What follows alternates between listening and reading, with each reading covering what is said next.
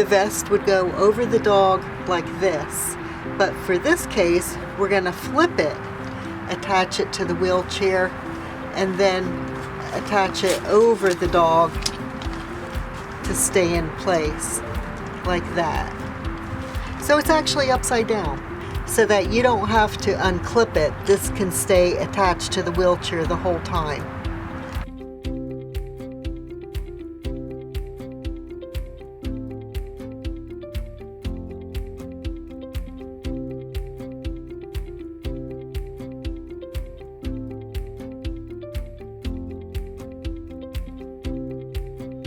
Okay, so to put her in the wheelchair,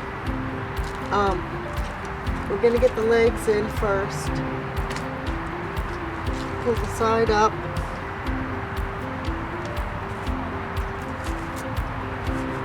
Put that over there, and then